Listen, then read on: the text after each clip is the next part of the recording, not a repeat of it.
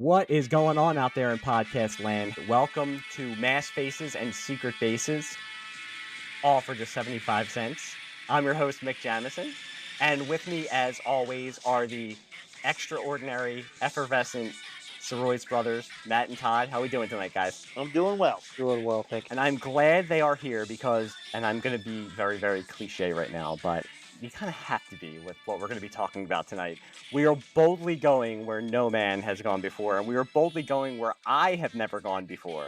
Because tonight we are going to be discussing a run of DC Comics, Star Trek comics, and these are the first time that I have ever read not only these comics, but a Star Trek comic. So thank goodness I have at least one person who is an expert. Is that correct, Matt? We have one Star Trek expert on this show tonight? I don't know Among this group. I mean, maybe I'm the expert of the group, but I would not consider myself a Star Trek expert. Definitely within the realm we will be discussing, I'm probably an expert. But yeah, my Star Trek really ranges from the original series to the motion picture series, and then some of Next Generation, and then Deep Space Nine. Yeah, Outside of that, I know those shows exist, but I haven't ever really gotten into them with the vigor I've gotten into some of this stuff.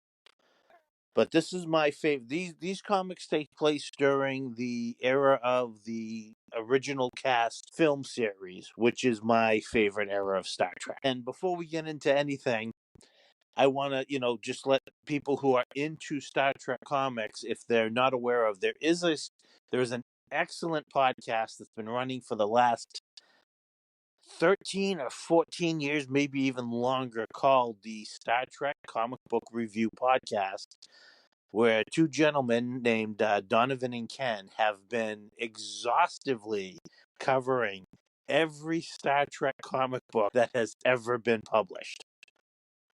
They've done an incredible job. They themselves have covered what we're about to cover. So I guess technically we're not going where no man has gone before. But I highly recommend to that podcast to any Star Trek comic book fan. Well, that's actually good to bring that up. I mean, so to get into Star Trek's comic history. So when you're saying they're covering everything, Star Trek, almost immediately after the show premiered, were appearing in comics, correct? In Gold Key Comics? Yes. Back in the mid to late 60s when the show was on the show network TV. Premiered in 1966, and in 1967, Gold Key started producing comics. They produced comics for 10 years, right up until the late 70s, when Marvel took over the license, because Marvel wanted to get the rights to Star Trek the Motion Picture, where they hoped to recapture the same success they were having with the Star Wars comic books at the time.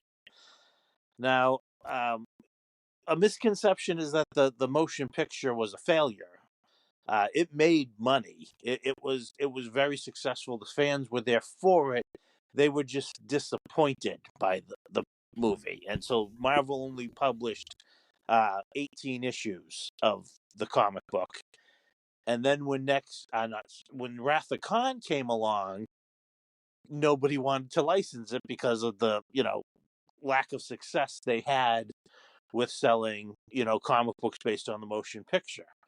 Well, ironically, The Wrath of Khan was an enormous hit, one of the most popular, Star Trek things ever done, and everybody missed out on licensing on it. And for decades, Wrath of Khan was the only Star Trek movie that did not have a comic book adaptation. It wasn't until decades later that IDW commissioned one, just so that, all the original cast movies would have an adaptation.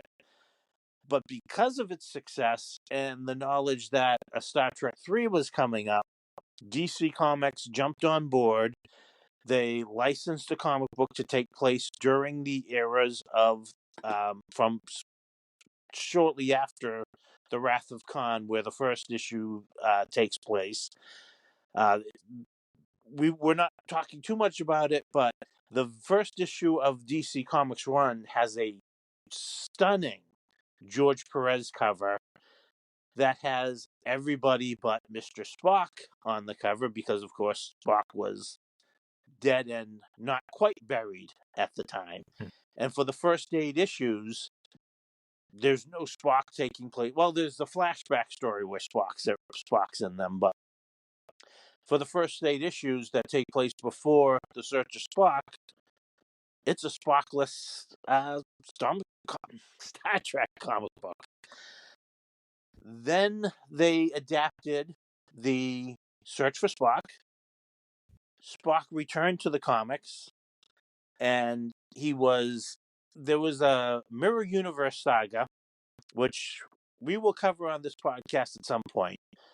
But this is what allowed them to really, I would say, Star Trek, as far as DC comic books go with Star Trek, it really begins with issue 8 that takes place after the Search for Spock.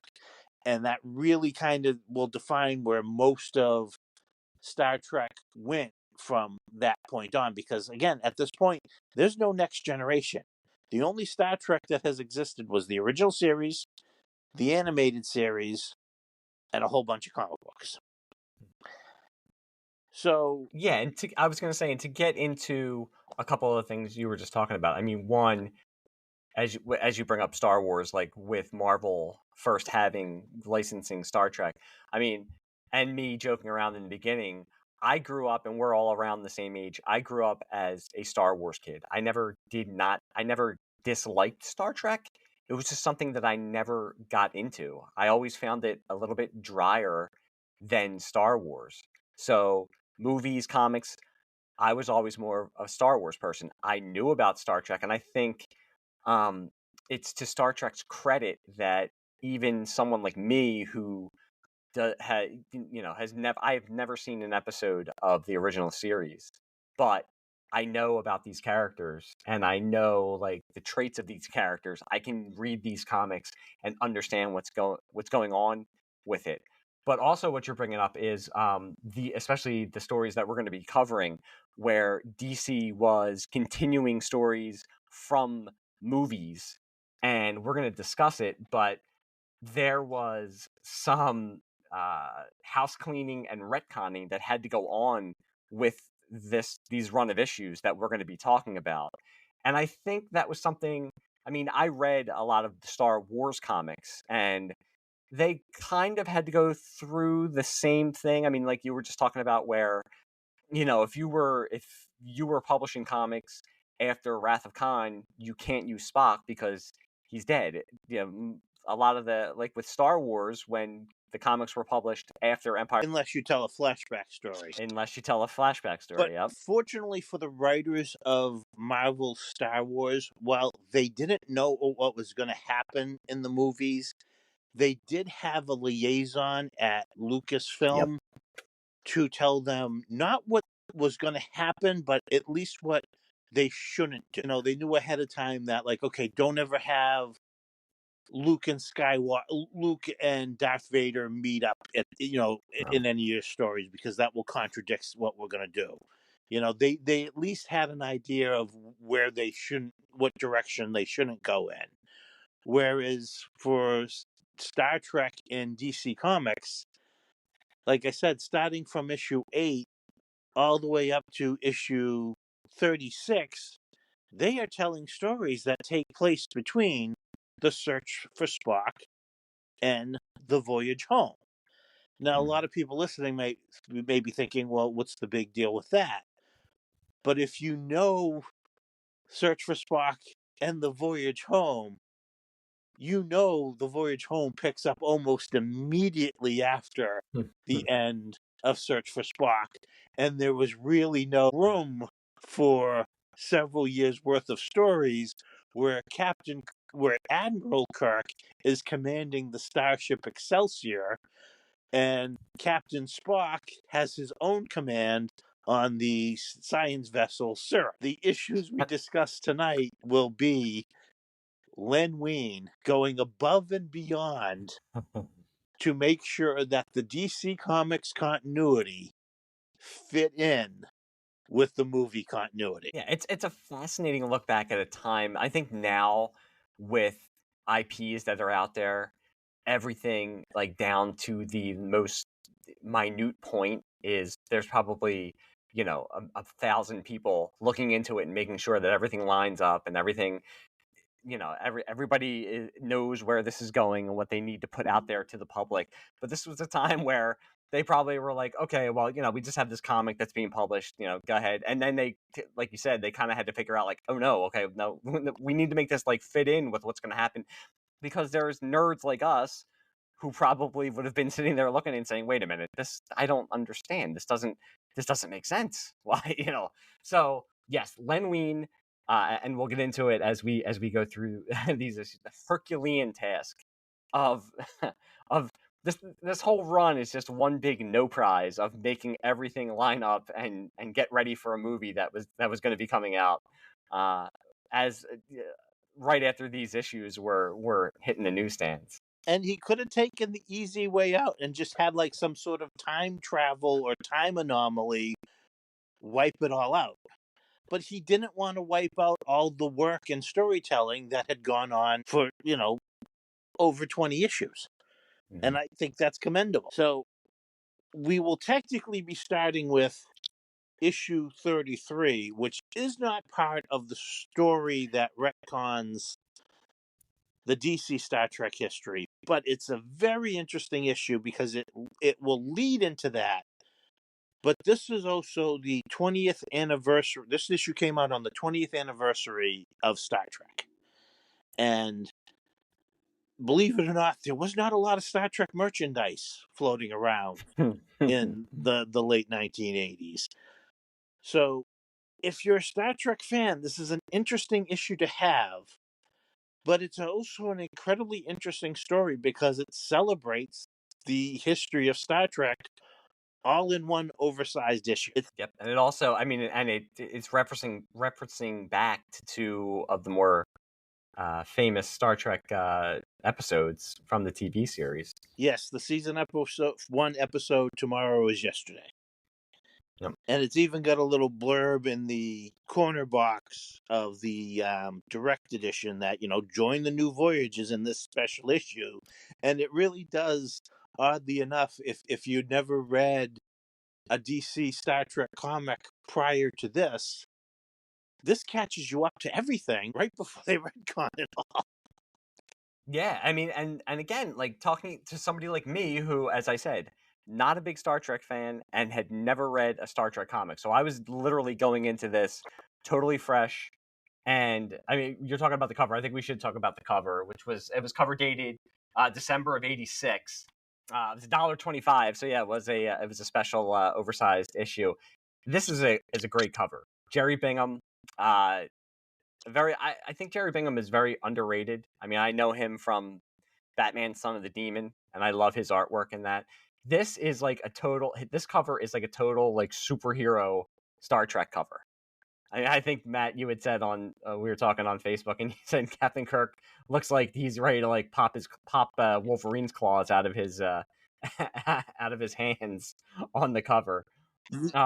It basically kind of shows an image of the original Kirk, O'Hara, McCoy, and Spock in their original series uniforms, beaming in, looking like they're ready to kick ass and take names. I mean, even McCoy in the background looks like he's ready to, go Punisher on some Klingons or something.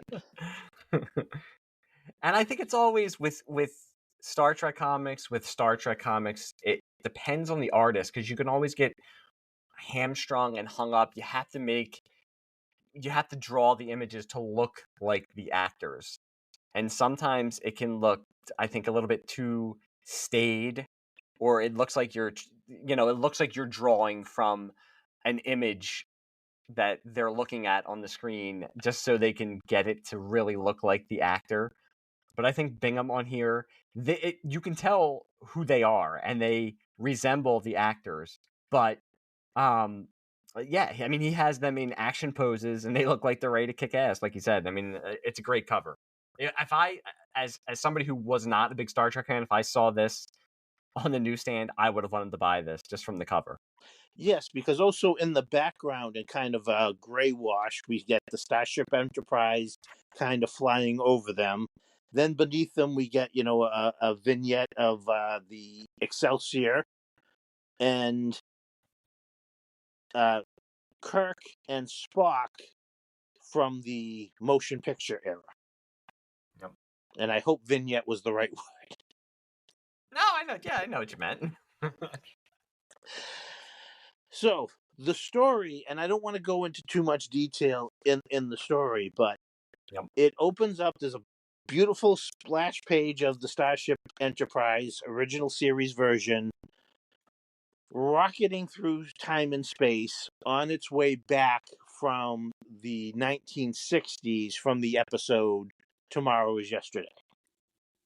And the uh, first few pages basically, cover the end of the episode.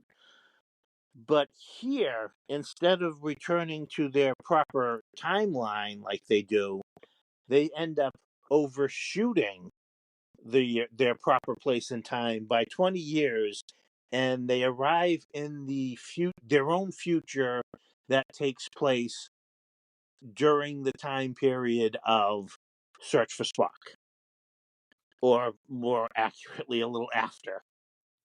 And basically, what you get is an adventure of the TV era crew meeting themselves in the movie era, and basically, the way the readers are brought up to speed of what's going on in the Star Trek comics is the way the cast, the crew of the TV series are basically brought up to speed. They get there and they're like, Admiral Kirk of the Starship Excelsior. Well, this is fascinating.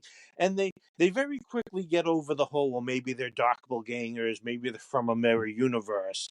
Savick, who is the science officer of the Excelsior.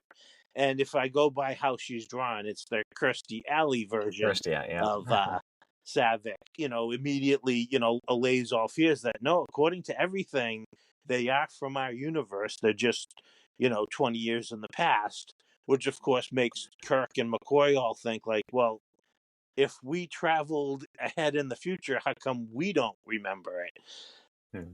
But they all work together. They both end up, the TV era crew beams over to the Excelsior, and Kirk is meeting, all his crew in their older years. And of course, this would be the first time that the TV era Kirk would meet Chekhov. Because as he's going around the bridge, it's like, wow, you all, oh, you're a commander now, and you're a commander now, and I'm an admiral, and I'm not sure who you are. You're not familiar to me. And Chekhov answers, "Don't worry, Captain. Very soon you will be." Yeah, as somebody who's not like, when did Chekhov join the show? Chekhov joined the show during the second season. Okay. And there's arguments as to whether he was a member of the crew or not prior to that. Because one of the things people love to point out during Wrath of Khan, Space Seed, where Khan first appears and is on the Enterprise, is a first season episode before Chekhov was a cast member. So in Wrath of Khan, where Khan recognizes Chekhov, a lot of people said, well, how could he have recognized Chekhov? He wasn't a member of the Starship, the Enterprise crew yet. Well, the easiest explanation for that is he was a member of the crew. He just wasn't a bridge, member. And a lot of people say like he was probably a security officer who had to guard Khan while he was being held captive on the Enterprise, making Khan remember him all the more. And that can be explained here is just because, again, if he was a an air quotes, lower deck personnel, Kirk probably wouldn't have known him all that well. Makes sense to me. But one thing that you're saying also is, so this is, 1986, it's the later 80s. Star Trek, while still in the public consciousness and popular, was not as popular as it had been, or it would be. In the 90s. And I think, in the 90s. And this is the first time, really, because in the 90s and then in the movies, I mean, eventually Kirk and Picard would meet up. Some of the TV shows would cross over with each other, but this is the first time that you're kind of getting something like this where the original like you said, the original TV cast is meeting up with the movie cast. So that is something that is of interest. I'm sure it was of interest to fans back then.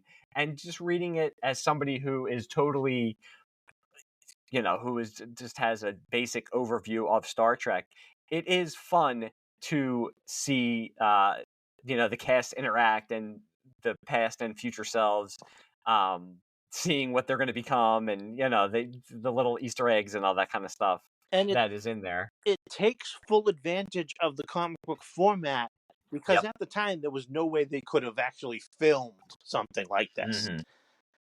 I mean, the special effects budget alone would have made it, Yeah, you wouldn't. There was impossible. no way they were going to be de-aging. They Just the budget for Shatner's wigs and hairpieces would have been like, there's no way. they could do it now, but unfortunately, most of the original series era cast members have passed on. Yeah. So obviously, just like most Star Trek, both the Spocks figure out a way to get them back to their proper timeline, and of course it works, and the whole adventure is kind of undone in time so that Yes, it's the whole, neither of us will, if this works, neither of us will remember this yes. when we get back into our, yeah. And so the episode ends with the TV era crew returning to their own time and heading off to the adventure of the next season 1 episode. Like I said, it's just a really fun book. It's great for fans of Star Trek and Star Trek collectors. I think it's one of the few 20th anniversary memorabilia things that are out there. Yeah, you would think that they would have made a bigger deal out of, especially with like a movie coming out soon. You think they would have made like a bigger deal out of the 20th anniversary? I mean, I don't think this was promoted like that much as something that was a big event. I think, now looking back at it, it's thought of as for, the comic fans, but I don't know, maybe it's just because nowadays, like, everything is, With it seems like every couple years it's the 30th anniversary of Batman 89. Oh, it's the 35th anniversary of Batman. and So, and with all the social media out there, it's easy to promote yep. and hype and get things out in public awareness. But other than like the GI Joe comic book, there really wasn't any advertisements for comic books out there other Mhm. than people who just happen to go to the spinner racks or the newsstands. Right. And we do get on the last page the setup for Len Wein basically not retconning, but just basically well, I guess he's kind of like retconning everything and making all of everything line up and getting ready for Star Trek 4. Yes. As we see that there's a distress signal from Spock's ship, and that's going to lead us into the next issue. But that's basically where the issues we're going to be talking about, because it's gonna be Len Wein basically setting up the Star Trek universe for the next movie. With issue 34, we get another wonderful cover. This one it takes place on the bridge of Spock's vessel, the Surik. An unconscious Spock is being cradled in Kirk's arms. McCoy is in the background checking on one of the many dead crew members that are littering the cover. And underneath the Star Trek logo, we get the Doomsday Bug. The issue opens with another beautiful splash page, this time featuring the Starship Excelsior speeding to the rescue. The text explaining that they are responding to a distress call they received from the Surak, and they are desperately racing there. And we will get for the Doomsday Bug trilogy of issues a lot of Star Trek tropes. Like, he culled so much from the series, pays homage to so much of the original series. This is almost a 20th anniversary celebration in and of itself. Yeah, and that was something I noticed again, saying that Star Trek, I think, has so has worked its way into popular culture that somebody like me who is not a super fan, like, if I read Star Wars stuff, I'm going to get all of the Easter eggs and all of that kind of stuff. But even somebody like me, I was reading this and I even noticed a lot of the tropes that Len Wein was dropping in there. So yeah, I mean, you could tell he knew his stuff. And I mean, who knows? Maybe he was doing this, as an unofficial type of like 20th anniversary kind of like tribute. Yes. I also want to point. Well, again, the credits of the issue are Len Wein Whiter, Tom Sutton, and Ricardo Villagran. The illustrators, um, Augustine Moss is the letterer, Michelle Wolfman is the colorist, and Robert Greenberger is the editor. And throughout the DC comic book series, there were a number of original crew members that were added to the crew. There was well before Worf in Next Generation, there was a Klingon crew member named Conan, um, a bridge officer named Bryce, and a security officer named Bearclaw, who were basically main cast members for the first volume of Star Trek. When they would relaunch the series shortly after, I believe, the fifth movie, they were all removed, and because it was basically rebooted. I guess Paramount Pictures did not approve of the new characters, and they were forced to remove them, much to the dismay of many of the fans of the comic book. Yeah, I was surprised. I think you see a little bit of it in some of these issues. I mean, again, because it's the comics and you have an unlimited budget basically with comics. You would think that some of the crew members would be more alien. And I know there was a few, as we'll see, Well, especially on Spock's ship. And like you're bringing that up, I think in one of the later issues there are characters from the animated series that yes, come back also. Yeah. yes, the Catwoman from the animated series and the other Emrys, and I can't remember the name of the ET looking dude or the hammerhead looking dude from Mhm. the animated series was also a regular in the comic. So the I keep wanting to say Enterprise, the Excelsior No. Yep. is racing to the Surak's rescue when they get another transmission telling them from Spock. It's a recorded transmission telling them to stay away if they value their lives. We know that, Kirk and company are not going to just take that as face value. They're going to do everything they can to save, not only their friend Spock, but the crew of the Surak. So they very wisely get into containment suits before they beam over. And they arrive on the Surak and find death everywhere they go. Um, Kirk and McCoy find Spock in the Surak sick bay, while Sulu and Scotty have to try to shut down the engines because the Surak has been set on a collision course with a nearby sun. Kirk checks the captain's log, and we find out that the Surak was. They found a Tellarite ship. I want to say it's the Tellarite. Yeah, I believe so. Yep. And when they board that ship, all right. So I should be pointing out, yes, this is all told by Spock's point of view from his logs. and it's a little mini adventure of the crew of the Surak coming across a Tellarite ship where the entire crew is dead except for an Andorian who looks like he's been through the ringer.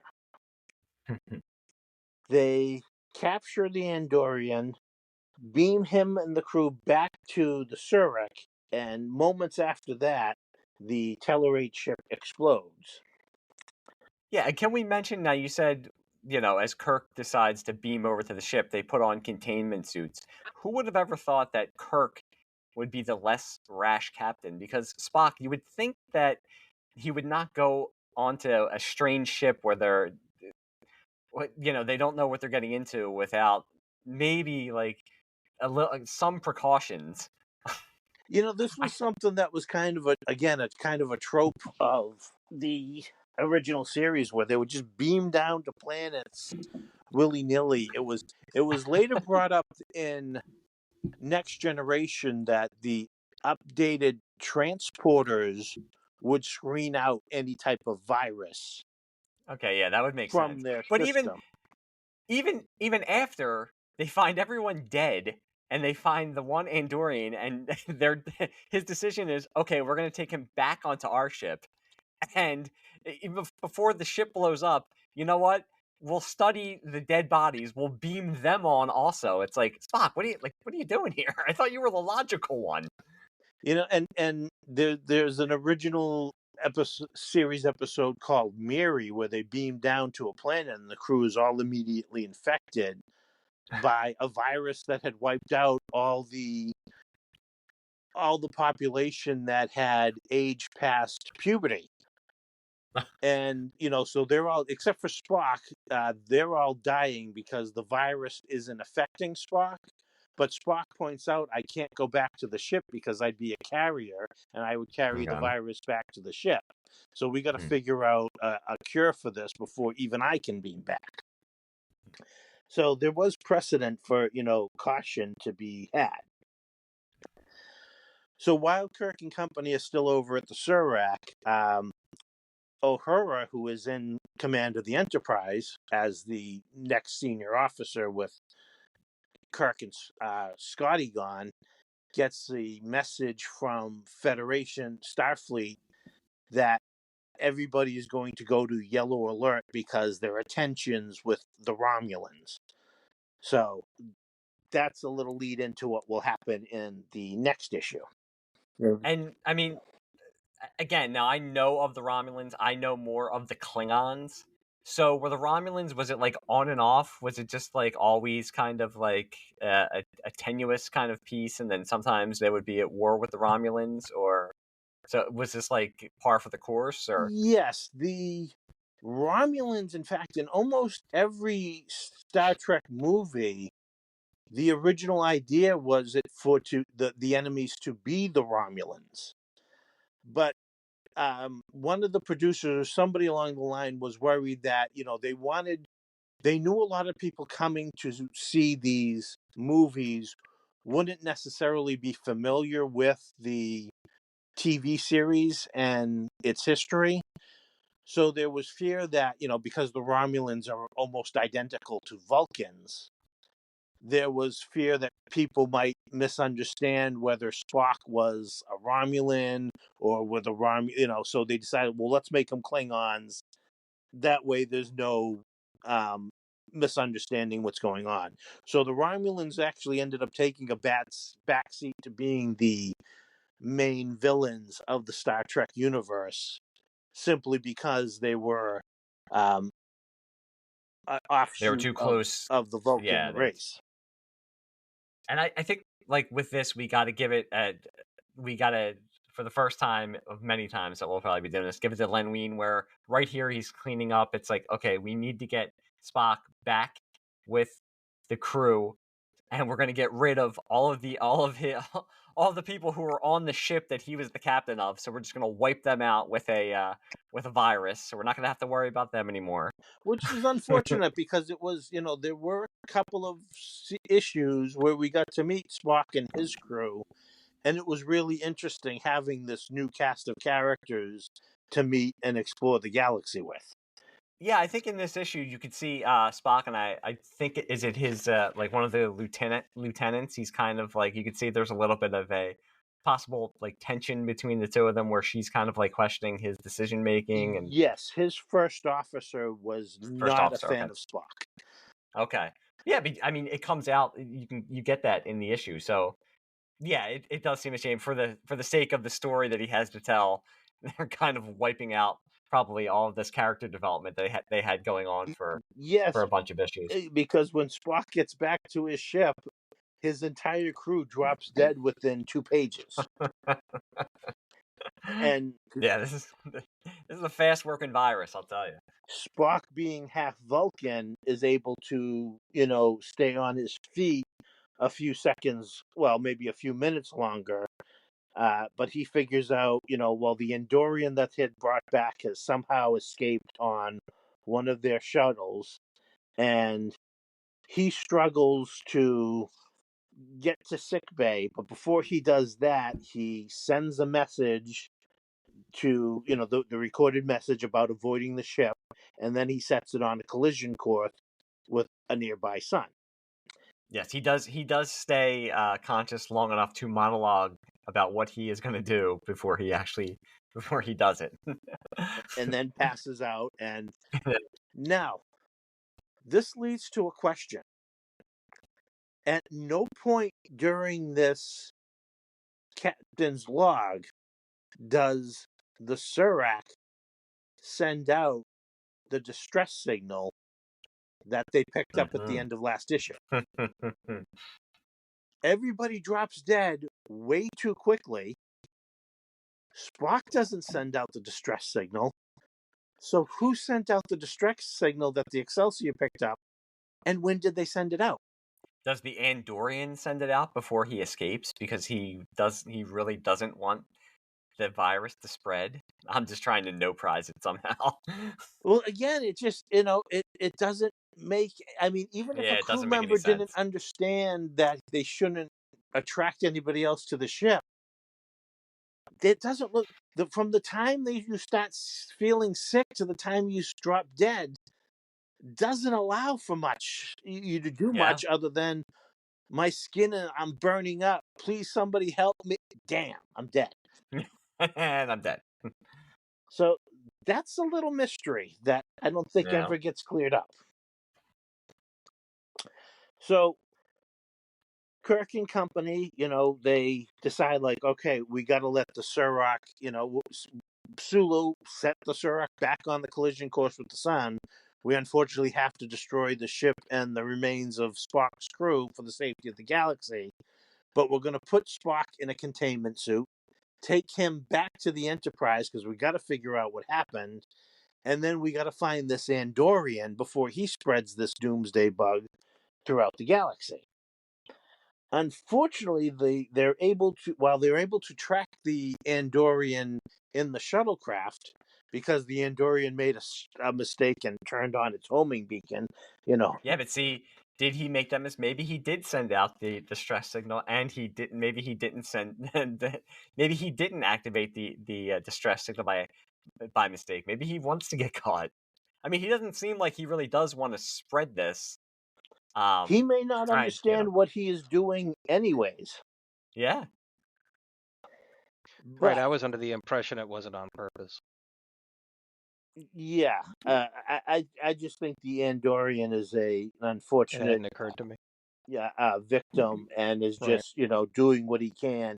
The virus may even be driving him insane, because, as we will find out, that's how the virus will affect Romulans. yep, The Romulans will seemingly die and then reawaken, possessed with the need to spread the virus as though it's a gift. We're jumping ahead a little bit, but maybe that's kind of doing the same to the Andorian. yep. So they find out that the Andorian is piloting his stolen space shuttle into Romulan space, and Kirk goes after it, despite the fact that they've been told to stand down and they're on yellow alert because of possible hostilities with the Romulans. And of course, sure enough, as soon as the Excelsior passes into the neutral zone, there's a Romulan warship ready to announce a declaration of war. Now, from what I read, now you were talking about how they closely resembled Vulcans, so they were kind of put on the back burner. Were they redesigned for this issue or for this series?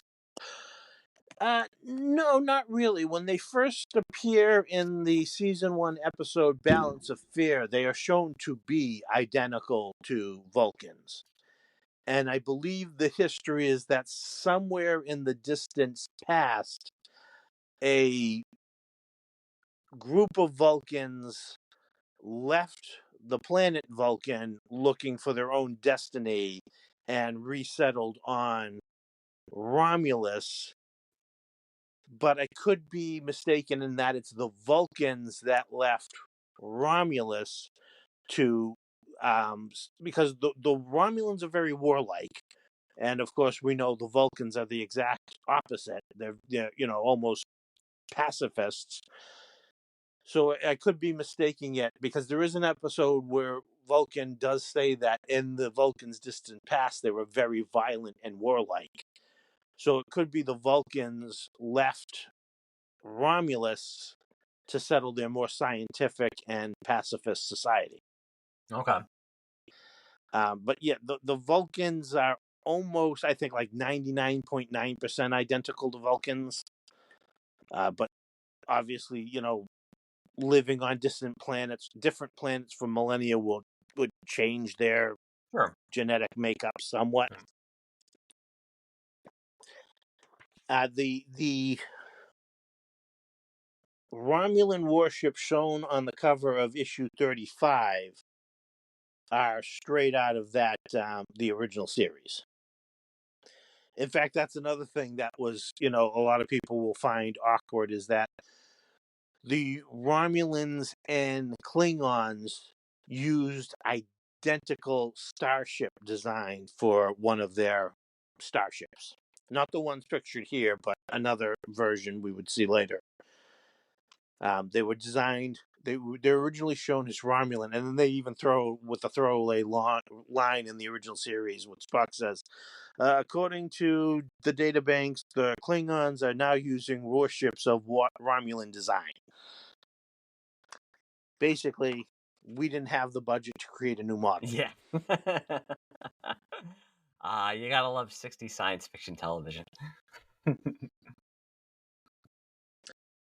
So, issue 35 opens with the Excelsior surrounded by Romulan warships in a standoff. And Kirk is desperately trying to explain that, no, we're not here as an act of war. We're actually here as an act of peace because there's an Andorian that has invaded your sector carrying an extremely deadly virus, and we just need to stop him. And I gotta say, like, this beginning and through these couple of issues, I think Len Wein really captures Kirk's personality and the way that William Shatner played him. I mean, that was something I got from reading these. Like, he felt totally in character, meaning, you're not reading this and you're like, I could totally see William Shatner reading these lines, and I think he I think he does it with all of the characters. Actually, I think he really is on point with the voice of all the characters in these issues. Absolutely. You can hear William Shatner's voice as you read these, these word bubbles. And it's Kirk's diplomacy and ability to bluff and double bluff, but also do everything he can to avoid a war and be like, no, in fact, I'll prove it. I'll beam over. We're here to help. Fortunately for Kirk, but unfortunately for the Romulans that captured the Andorian in his stolen shuttlecraft, they start to fall ill. One of the Romulan commander of the ship that is now has the contagion on it, incinerates the poor Andorian, basically taking him out of the equation, but not before the entire crew of that ship falls unconscious. Now, this is fortunate for Kirk and his envoy that have beamed over to a different Romulan ship, the flagship of this little squadron. When the commander finds out that, that ship over there with his friend in command is now in danger, it's like, well, it looks like you were telling us the truth, Kirk, so let's see what we can do about this. Well, we're also Meanwhile, I was gonna say we're also skipping over when they do beam over. He has Scotty and Sulu, and I think this is kind of connecting to the movie, correct? Where they have the Klingon bird of prey that they use to. yes, that they use to escape the Genesis planet at the end of Star Trek. Yeah, somehow we're supposed to believe that this entire bird of prey has been in the Excelsior shuttle bay this entire time. It wasn't turned over to Federation Starfleet scientists. No, you captured that bird of prey. You just keep it on board your ship. Len Wein is trying hard, man. He is like, I got it. I have to make this work somehow. So you know what? It's just been sitting in there. It's fine. It's a finders keepers type of situation. They just I feel they like changed the tags on it, and like nobody noticed. right, yeah, exactly. Right, like it's I feel like if the Federation can't abide by finders keepers, what are we even talking about? Well, meanwhile, in the Excelsior sick bay, Dr. McCoy and Dr. Mbega, who is a minor character that had appeared in, I think, 2 episodes of the original series. Basically, somebody they used when I guess McCoy wasn't, or DeForest Kelly wasn't available. They're both, not only diagnosing what's happening to Spock, but trying to keep him alive. And they mention that the mind meld that brought the comatose, Spock's mind back up to date with the mirror universe. It's a lot to explain. Yeah, but it was in the Mirror Universe storyline, correct? That basically yes. rejiggered his mind back to the way it was supposed to be, so he could basically be in the comics and and be But used in storyline.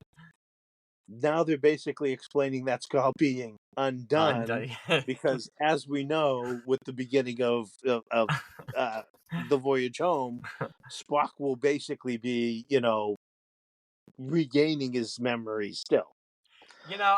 As a Star Wars fan, I always, as we've gotten now prequels and we've had the mythology expanded upon and everything, I do find myself, and I hate myself for being like this, but I'll be, I will think to myself or say to my son, who I've now made a Star Trek nerd, a Star Wars nerd also, oh, how come they never mentioned this? Or how come they never mentioned this character? Or why? So I wonder if back then, yeah, fans were thinking like, I wonder how come they never mentioned, Spock never mentioned his time as the captain of a ship. I mean, you would think that he would bring it up. Spock compartmentalizes. He's not sentimental. He's all in the now. And I did want to ask you, as somebody who is a bigger fan of Star Trek. I do like how I believe in the original series, Kirk and Uhura kiss. So that was the first interracial kiss on network television, correct? Because it seems like in these couple of issues, when she is taking command of the bridge, he'll always make sure to tell her how good of a job she's doing, and she seems to really appreciate that he appreciates the job she's doing. I don't know. Well, I think that's also Len Wein, and as well as other writers' way of doing what the original series never did, and gave Uhura really something to do other than say hailing frequencies open captain. That's what I was gonna say. It does seem like they're really trying hard to give her to make her more important, because like you did. I mean, I'm thinking about Galaxy Quest now and Sigourney Weaver, where she kind of brings up like, all I do is talk into this thing. I mean, that's basically what Nichelle Nichols was doing. So And you think about it, All she does is repeat the that's computer. it. Thank you. Yeah. Yeah. as Todd and I pointed out when we covered Star Trek 3 in our podcast, Uhura was left out of most of Search for Spock. She doesn't get to go Yeah. Yeah. on the mission to find Spock. She stays behind and they catch up with her and Vulcan later. And I've never been clear why. Why didn't she get to take part in the adventure everybody else got to? And when you think about, even in the original series, almost everybody got an episode where they got to do something.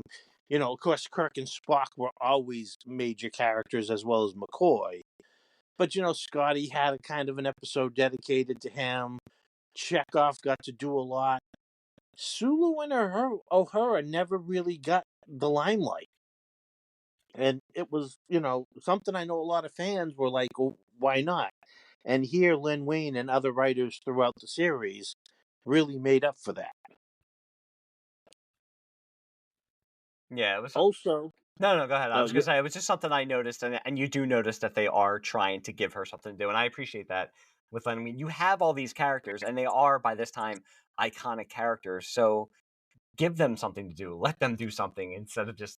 And that goes back to what I was saying before, where I was more of a Star Wars guy because I always thought Star Trek was way more staid and stuffy, and that was one of the things that I did think about, that it was like, why do they have a character? To me, a lot of it as a kid was it's just people standing on a bridge commenting about stuff.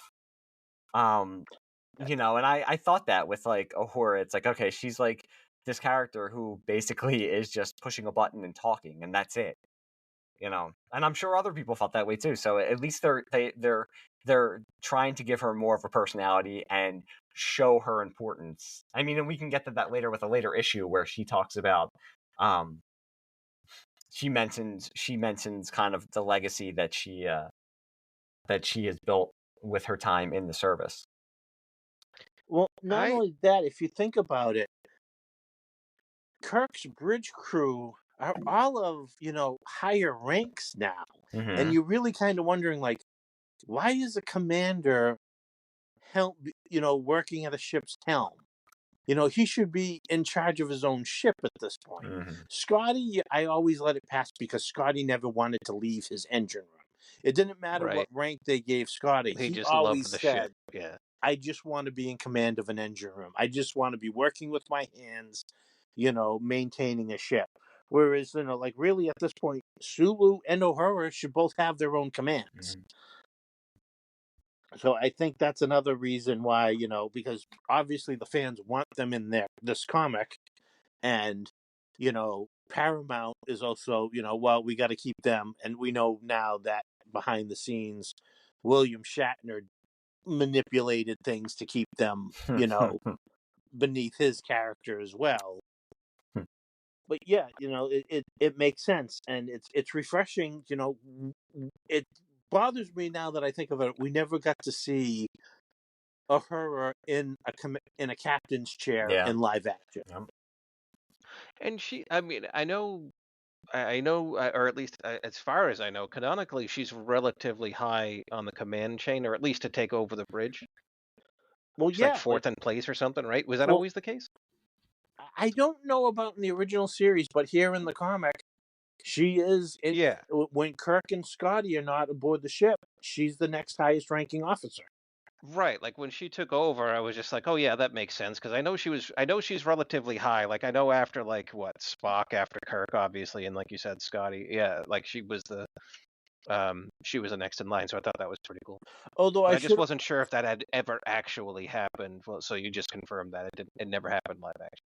I should point out that at this point, they were all reprimanded for their actions in Star Trek 3, The Search for Spock, in the comic book, not in the movie universe yet. So there is a little bit of precedence that Starfleet would say, all right, you all just go crew the Excelsior and try not to cause any problems. That being said, as we return to the comic book, Starfleet is reacting to Kirk's breaking of the neutral zone and basically getting them into a possible war with the Romulans, so that now all the court-martial offenses can be reinstated against Kirk, so that they can come up in the Voyage Home climax. I forget. Is it common knowledge that Kirk cheated the Kobayashi Maru test? No. Okay. All right. I couldn't remember. I couldn't remember if it was like, because I vaguely remember Kirk telling it to someone. I think in the movies he mentions that he cheated, but I wasn't sure like how many people actually knew that. He mentions it to his son and Right. Savick and everybody who is on not the Genesis planet, but the prototype moon, while they're waiting Right. for the Enterprise to be repaired. Okay, so that's the only time he admits that. Yes. Okay. All right. Well, no, actually, no. They did find out he cheated, and he got the passing grade for thinking outside the box. Okay, yeah, all right. I wasn't sure, but for some reason in the back of my mind that was the case. I guess it's a long way of saying like Kirk's charisma is real because like that worked apparently.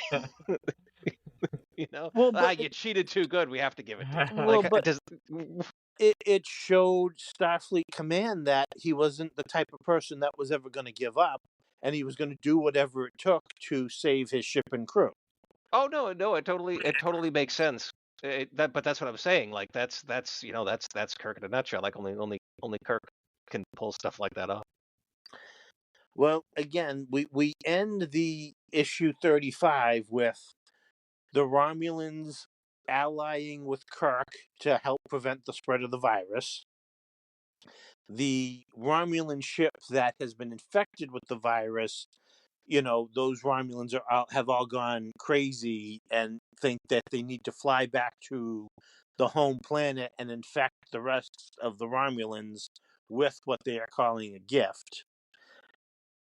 Uhura in command of the Excelsior, waiting to see what happens with this whole standoff, and Starfleet once again issuing a court-martial of Captain Kirk and his crew, and they send out Captain Styles, who you might remember was the commander of the Excelsior in Star Trek III when Kirk and crew sabotaged it, and he's been sent to bring Kirk back, which is, he's also using as his revenge against Kirk for making him look like a fool. And he brings back that classic '80s catchphrase, "I'll get your brass." Oh, he loves that cat. He doesn't bring it He back uses it once. twice.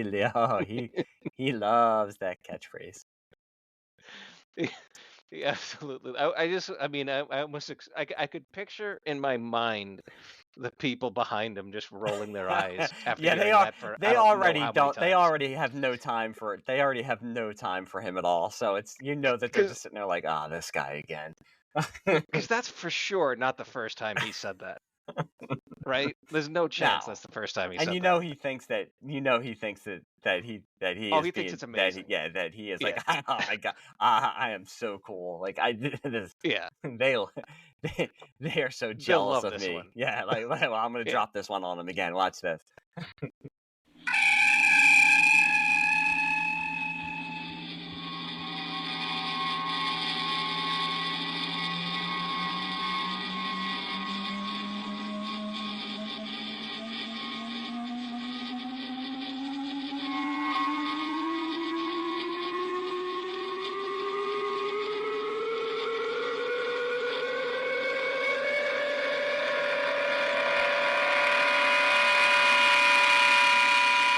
Yeah, we just wanted to let everybody know, and again, I am full of cliches tonight because I am not a big Star Trek fan, so I have to use like the cliches that I know about Star Trek.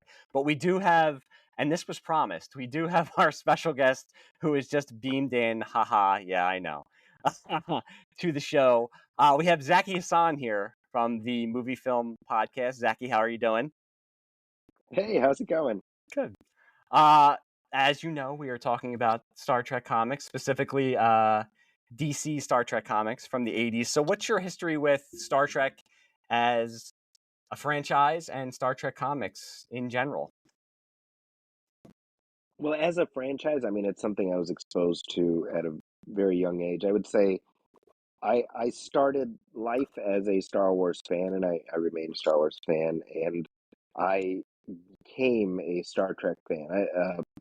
My first exposure to Star Trek was probably the motion picture, and so I was probably the wrong age to be particularly moved by that. Hmm. I tell people often that I watched The Wrath of Khan in the late '80s, and that was what really sort of lit the spark for me, which has been, it's been an everlasting flame ever since then.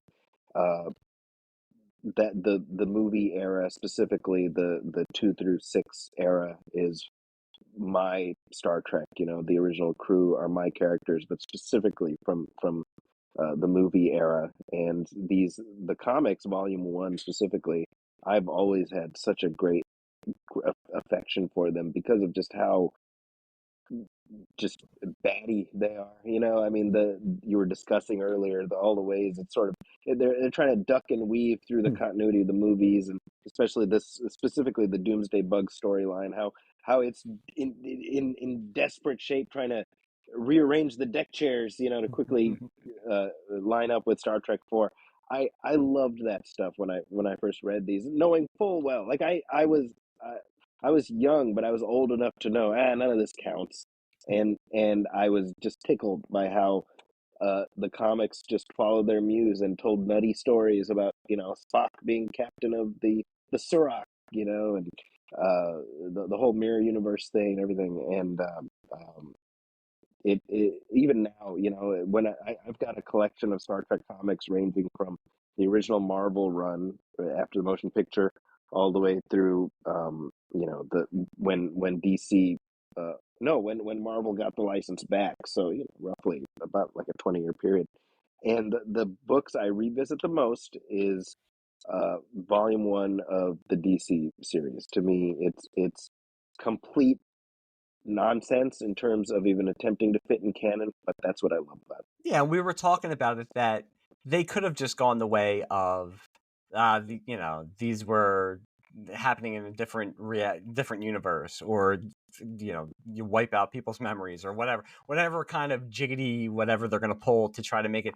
But I appreciate that Len Wein took the time to say, no, I'm going to make this fit. And this is, Yeah. No matter how batshit crazy it gets, I'm gonna make it fit, and we're gonna be able to lead into the next movie, and it's all gonna make sense. Yeah, absolutely. And I think that's the great thing is if you read it through, you can just slot the movie adaptations right in, the issue, whatever, 8 or something leads right into Star Trek 3, and then, issue 36 leads right into Star Trek 4. And if you're just reading the comics, it all fits perfectly, and it's its own thing. An analogy I've made elsewhere is it reminds me of or rather I should say in reverse, I'm reminded of the DC Star Trek comics by Agents of Shield, which it was doing something similar, where the movies weren't acknowledging it, but boy did that show try hard to fit in with the movies as best it could. Oh, we got to line up with the movie. Okay, we're doing our thing. Oh, we got to line up with the movie. That's what the DC comics are doing. Yeah, to get into that, so now we're getting ready to talk about issue 36, which the cover says it all, where it's back to Vulcan, and this is going to be the issue that Len Wein is basically going to lead into Star Trek 4. Before we get into that, I just want to know if Zaki wants to give any thoughts or opinions about issue 33, the 20th anniversary celebration, where the TV era crew meets the movie era crew. Yeah, I remember reading it, in the '80s, and the conceit was so interesting because the notion of like Star Trek being kind of this multiversal thing that it is now was not really there. So it was something new, it was different, and I one of my favorite moments in there is where you have movie Kirk on the original Enterprise and telling Bones, like, how could I let her get destroyed, or whatever he says, and it's like the poignancy of that stayed with me. I remember it really hitting me then, and I remember it even now. It's an interesting, again, because like I had mentioned before, it's something that they could only have done in the comics at the time. Yeah, yeah. All right, Yeah, and I mean it's sorry, I don't mean to cut you off, but I mean it took, Forrest Gump style technology 10 years later to do something even remotely in the same vicinity, which is Trials and Tribulations. But other than that, the comics were able to do something like this. yes, tell the story and fully integrate the characters into the story. Because let's face it, for most of Yeah. Trials and Tribulations, it's just like, oh, look there's Yeah, Cisco standing in the background over there. that's right. But I think it's also, and who knows? I'll tell you this: my wife always makes fun of me because I'll look at the audience and that whatever podcast episode gets, and I'll be like, yeah, it's 100% male, and she's like, I'm not surprised, or it's this age. Um, all of we're all of a certain vintage, so it's like if we read this in 1986, people, and I always sound like it's like get off my lawn, but kids now, if you're into this, they're more used to where you can have characters interact through the technology that we have now, where Hmm. if you're reading this and you're a huge fan of Star Trek, this was a big thing back then, and it would have been exciting to actually to read this and to imagine and say, like, wow, I mean, this would be so cool to be able Hmm. to do this nowadays. And it's the same way I feel Star Trek is almost the same way with Star Wars, in that we were talking about with this issue that it's a 20th anniversary issue, but there wasn't that much other stuff going on to commemorate the 20th anniversary. Now there's so much Star Trek, and there's Yeah, just in the way that there's so much Star Wars, that it's different yeah. than it was then, when this is all you Hmm. had, and this was probably I mean, there was super exciting. Next Generation wasn't even a thing. Yeah. It hadn't started yet. Yep. Yeah, it's crazy. All right, and then I just want to know if Zaki has an opinion on who sent the distress signal from the Surak and when did they send it? Because when you see them watch the captain's log from Spock later, there doesn't seem to have been an opportunity for somebody to have sent out the distress signal that brings the Excelsior to the Surak when they succumb to the effects of the Doomsday Bug. That is a good point that, if I'm honest, I didn't even think about it until you brought it up.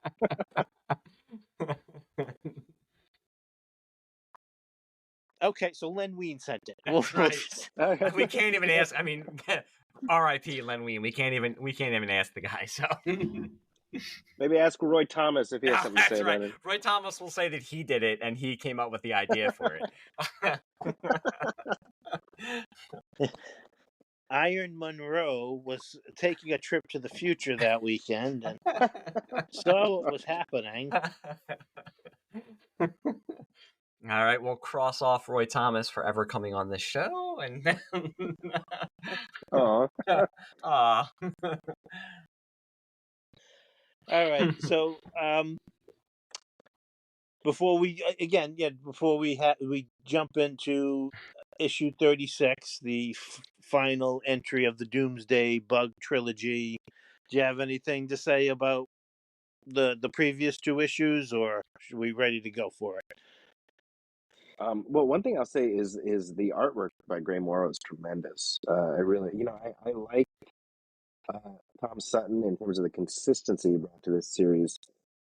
Almost, from the beginning, he did almost every issue. But Gray Morrow, I remember seeing his art. This is the first time I saw his art, and I loved the ways he really evokes the actors in a much more photorealistic way than Sutton did, but in a style that doesn't feel like just like he's just tracing pictures. I mean, there's a vibrancy to his artwork that I really responded to as a kid, and I was, rereading these issues for this conversation. I'm like, man, he really did a good job with his Star Trek issues. He has some very interesting page layouts as well, where some Yeah, panels overlap other panels, and the way the action flows from panel to panel in your eye is just exceptional as well. right. Okay, so let's jump into issue 36, which is another great cover. It has Back to Vulcan across the top. We have the Starship Excelsior racing through space and headshots of Captain Kirk, the Kirstie Alley version of Yeah, that's definitely Saturn, Kirstie Alley. McCoy, Uhura, and Sulu. For some reason, Scotty and Chekhov don't rate. So the issue opens with Captain Styles once again giving his trademark line, He's getting it. "Your brass is mine." He's getting his sick burn in again. And you can literally see, yes, his crew are in fact rolling their eyes. Oh, they are. It's implied. Yeah, It's just it's like I assume they didn't want to put the swear in like the actual word, but I just love the fact that he uses it twice. Like he felt so confident about it. I think he uses it at least 4 times throughout this story, and I believe he used it during the Mirror Universe saga as well. Right on. It was basically so no matter who was drawing Captain Styles, you knew it was him. Next, we have the Excelsior racing through space with the vanguard of Romulan warbirds as they chase after the infected crew of the Romulan ship that is racing back to Romulus, driven insane by the virus, and they want to spread it amongst the Romulan people. Kirk is, nobody wants to basically just blow up the ship, especially because the commanding officer of this Romulan fleet is best friends with the commander of that ship. So they're all trying to figure out a way to save the crew and save Romulus. And as they get closer and closer to Romulus, the Excelsior, which has a transwarp drive, which is something else that will be retconned out of continuity, that the transwarp drive will eventually be decided that, it doesn't function properly, is given permission to head off and try to get in front of the Romulan warbird. I do Unless I appreciate. missed it. I was gonna say I do appreciate that. That's one of the aspects that Wein has in here, that the Romulan, that they show the friendship, that he's not just sitting there saying like, okay, we're gonna blow them out of the sky. I like that that's developed in here too, where he doesn't want to destroy them because they obviously have a history together, and you can see. I think he mentions it when Kirk says that he's doing this because he's trying to save his best friend. And the Romulan commander says that I can understand, and you see it with as he says he does. I mean, he's talking directly to his infected ally, and you can tell that he is anguished that he doesn't want to have to blow them out of the sky, basically. So I like that character development, that it's just not like, okay, we're going to destroy him. They're not one note. They're not played as the one note villains. I think that's something in Star Trek that as I said, when I was younger, I couldn't get into it because I thought it wasn't just the action that Star Wars was. Star Wars was basically black and white, good versus evil, where Star Trek, I mean, I'm not trying to say that it was like so, it was getting into total geopolitical and everything, but they did touch upon that, and they did show that this was more of, there was politics going on, and yes, these can be your enemies, but they're also people who are fighting, and they have allies themselves, and it's not just these are the evil people that we have to kill, and we're the good guys. Right. I thought that was interesting too, because like I mean, as someone who understands the Star Trek universe somewhat less, I'm more used to Klingons being the enemy, and they're pretty straightforward. They would have been like, whatever, right? Well, Or at least the Klingons I understand. I don't know enough about the Romulans to know like if that seemed out of character or not, but I liked it. Like I like the characterization. I thought it worked for the story, if anything. well, that, and I think if this same story was happening and it were Klingons in place of Romulans, the Klingons would probably just blow up one of their own ships and claim that Right. the crew died for the glory of the Empire. Right, like that's what I was expecting to happen, and then I remembered they're not Klingons, and I don't really know enough about Romulans to, know if that was out of turn or not. So it was just all right. I'll just enjoy the story for what it is, because like you, Mick, I just thought it was a cool characterization.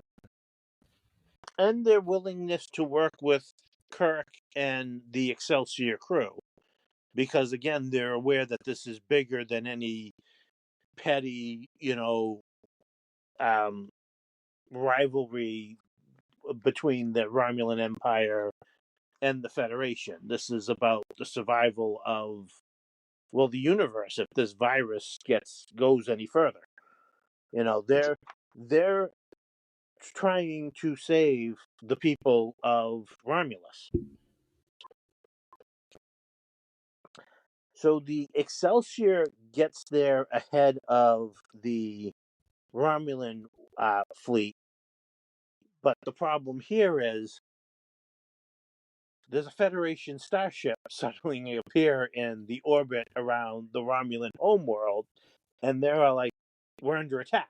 The tension, we've already established there's tensions and there might be a declaration of war, and now suddenly here's a Federation battleship just outside our planet.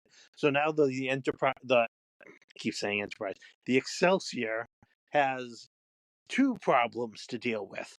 A Romulan ship filled with infected, insane Romulans that, want to spread a virus to their planet, and, war with the entire Romulan homeworld. So the Excelsior comes under fire, so they're trying to stop the ship without destroying it and, defend themselves from attack from the, Romulan defense squads. McCoy and Mbega are continuing to, at this point, not even so much cure Spock, but stop his brain from being completely erased. And they come up with an idea, well, and with the help of Scotty, that maybe they can use the transporters to filter the virus out of the humans, which is something that, like I said before, would become part of the transporter system in the Next Generation era. They didn't have to so much worry about bringing viruses down from the ship to an alien world or vice versa, because the transporter program would automatically filter out any foreign bacteria or viruses. Now, they figure out they're going to have to, the Excelsior basically is able to disable the Romulan ship. And they decide that they're going to use the immense power of the transwarp engines to boost up the transporter field so that they can kind of transport the entire Romulan vessel through the transporter.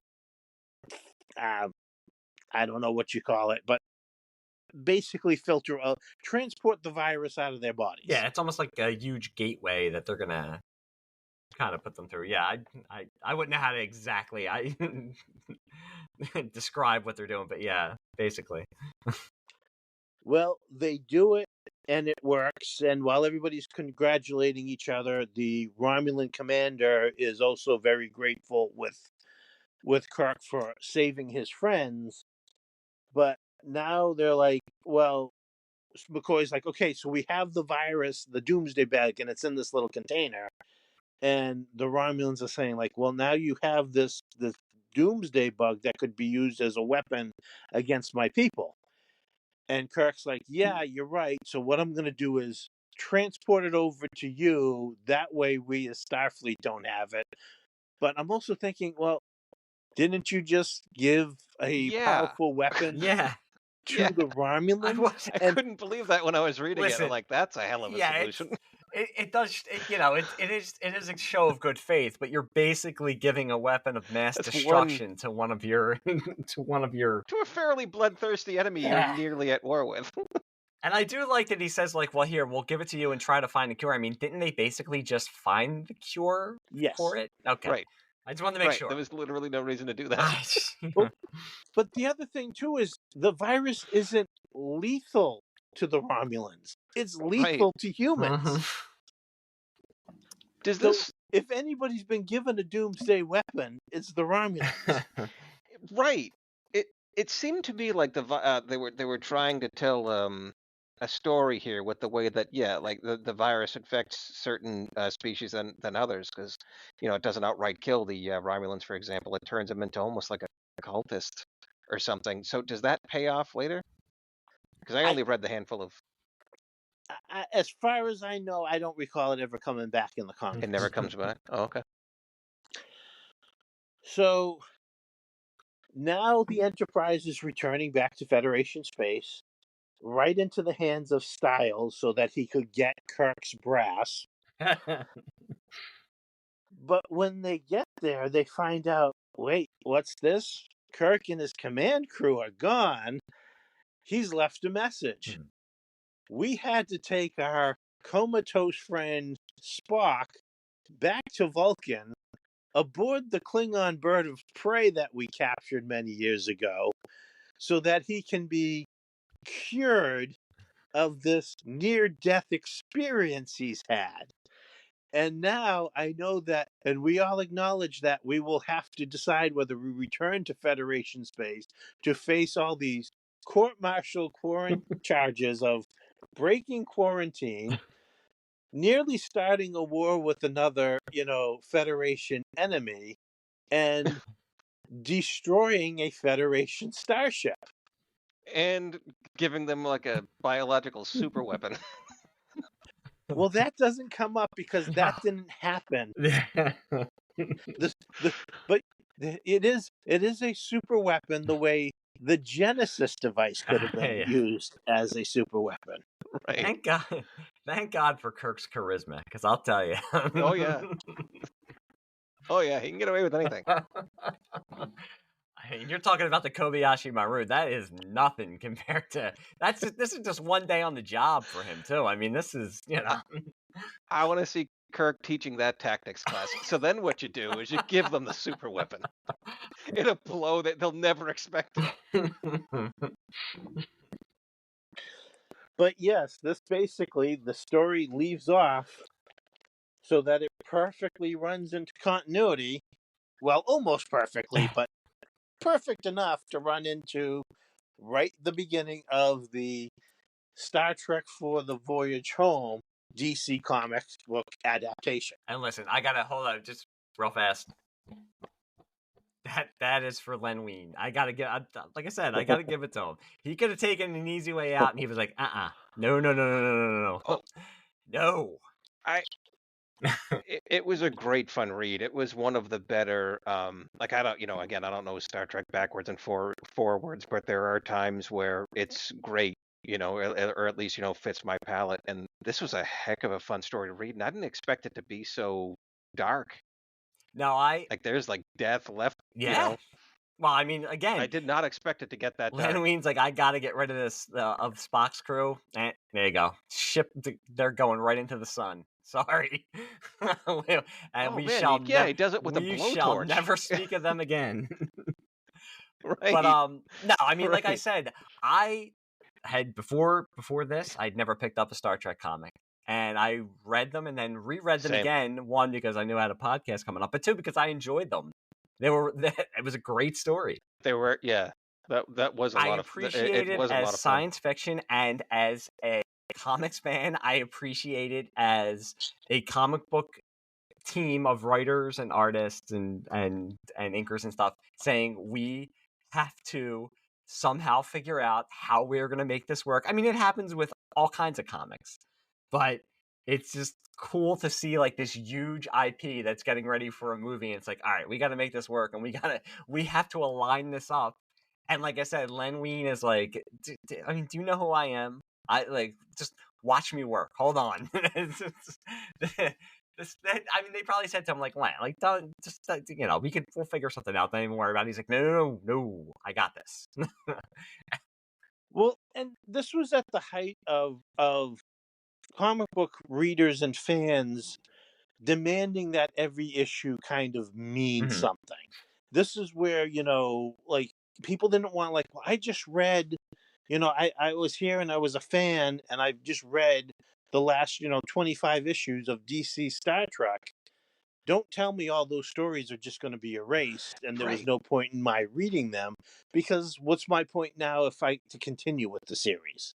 I So, now those fans knew that, no matter what happened after Star Trek 4, The Voyage Home, and where the comics went from there, every time they read the story, it would still have the same importance. And I think it's referred to as Star Trek Memory Beta, the expanded universe stuff. I forgot a time where like licensed um property tried to have continuity. Like I'm more used to just like, it is whatever it is. Even with stuff that has like established continuity, every once in a while you just get someone who's like, I'm changing Well, I everything. mean, this was a time also. I mean, we brought it up a little bit earlier. Like Marvel was doing Transformers and GI Joe comics, and you can almost look as like Transformers tried to. I famously it had like what was it? The second issue I think had Spider-Man guest starred. So it basically was like planting itself into the Marvel universe. But I don't think I mean, I'm sure it kept up with what was going on with like the Transformers cartoon in that it probably switched over characters when like the movie happened and stuff like that. But then you had something like GI Joe where Larry Hama was like, okay, I have this, we have this comic book, and I am gonna make this a series. I mean, he's still writing GI Joe today. I think he took a toy line and made it into something, that I remember reading it when I was a kid, just expecting like laser guns and stuff, and I'm like, whoa, I'm getting like flashbacks to like Viet Cong like death camps and stuff like that. I mean, this is like some heavy stuff, but I mean, it's great. So yeah, I mean, you could go like so many ways with different. I mean, I'm sure again we have like Matt would probably know, and we have like Zaki on, who's probably continued reading. I mean, are there? I know with like Star Wars comics, there are some fans who argue, and now I know with like Disney and stuff, it's probably all put into like the Legends category. But I'm sure there were like fans who argued about the comics that took place between all the episodes of the original Star Wars, if that was canon. I mean, are there people with Mm. Star Trek who argue or who say like this was canon or this is canon, or I don't know how the Star Trek fans deal with the stuff that went on between the movies and stuff like that. Well, I know the biggest thing that Star Trek fans what they've been told, the animated series, the 2 seasons of the Saturday morning animated Star Trek, was they've been told that that isn't canon. But a lot of people feel like no, it should be, because you add those 2 years to the original 3-year show, you get the 5-year mission. And that was the first mention of Captain Robert April, who was the first commander of the Starship Enterprise, was established in that. And that is generally considered canon, that Robert April was the original commander of the Enterprise. The comic books and the novels, I think most fans just kind of acknowledge that they're going to be expanded, universe stuff, anyways. But yeah, there's always like this stuff like I rather follow the comic book continuity of Aliens after the second movie than what they did in the actual movies. And to quote, the Fire and Water Podcast Network, you just find your joy, and whatever is canon in your head, just choose that to keep yourself happy. Amen. I can relate at least to a movie level because my favorite film is John Carpenter's Halloween, and I have so many choices, so many adventures to choose, and I've just decided like, okay, you know what? It's just the first one, and everything else is fine. Good. Some of them are objectively interesting movies. Like Halloween 2 is a good movie. I don't count 3. Halloween 3 is great, but I don't necessarily count it. But it just gets to the point where it's just like, you know what? Do what you're gonna do, but I have the first, and that's all I really need. Because I stopped. Eventually you just appreciate the story. It just becomes easier to appreciate the story for what it is. When they're just gonna keep redoing that anyway. Yeah, I mean, if it's fun and you enjoy it, let it be Yep. canon. I mean, I personally like, as Zaki mentioned, it's the Wrath of Khan to Undiscovered Country era that is my favorite era of Star Trek. So that's particularly the reason I enjoy the DC comics, because it takes place during that era. And it's fun for me, and it doesn't, again, you see how much work they did to make it fit into that continuity, or at the very least not contradict that continuity. Right. So just go with it and have fun with it. What a Yeah. concept. Well, I think I like Yeah. I do like, because it gets us into that larger conversation, and I think that is what we're dealing with now. Because, like I said before, now we do have so much. There's so much to choose from, and that brings us back to now. I think everything is so planned out, which is. There's always going to be different types of fans. There's going to be fans who want everything to one thing is going to lead to one thing is going to lead to this, and this is going to lead into this, and this is going to lead into this.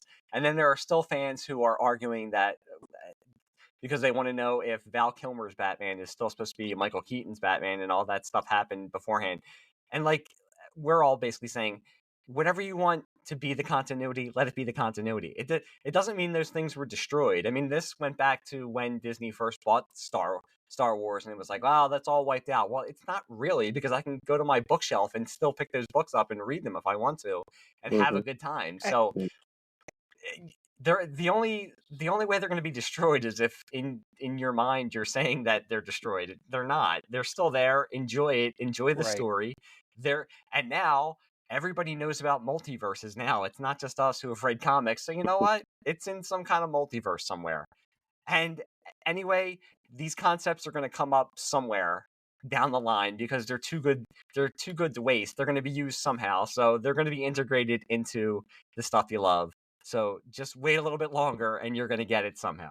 Mara Jade is somehow going to turn up in Star Wars eventually. If I can, you alluded to G.I. Joe earlier, and if I can call on an example from that, when the original Marvel run ended in 1994, the license lay fallow for a little while, and then in 2001, Devil's Due picked it up, and they continued on from where the Marvel run left off, and they were putting out their continuation from '01 to I think '09, something like that. And then IDW got it, and then a couple years later, IDW just said, "Oh, you know what? We're going to bring back Larry Hama. We're going to do GI Joe 155 and a half. Yeah. Boom!" And just there's his continuation. And I've got I've got the original run bound on my shelf, and I have the Devil's Due run. And I was showing it to my brother the other day. I'm like, the great thing is you've got the end of the Marvel run, and then you've got a road that diverged in the woods. You've got Larry Hama did his continuation, and you've got the Devil's Due continuation. Guess what? It's all G.I. Joe, and you got great stories in either direction. You know, you say, well, you know, and I always go back to Alan Moore in you know, for the man who Yeah, has everything. No, not for the man who has everything. Whatever happened to the man of tomorrow, right? This is an imaginary story, aren't they all? exactly. Yeah. Yep. Yeah, you know, if it helps you enjoy that franchise more, and as Todd brought up, like with Halloween, you can pick whichever way you want to go, and if you like it all, you like it all. You know, and like I said, in my mind, you know, after Aliens, Hicks and Newt found the alien home world, participated in a bunch of adventures, and with the help of Ripley and Tully and some other space marines, they wiped out the alien horde that had invaded Earth. They didn't die between movies, Right. you know? And also, I ignore Alien Covenant. I am likely to ignore the other prequel they're planning that they're saying, oh, this takes place, you know, again, it takes place before Alien.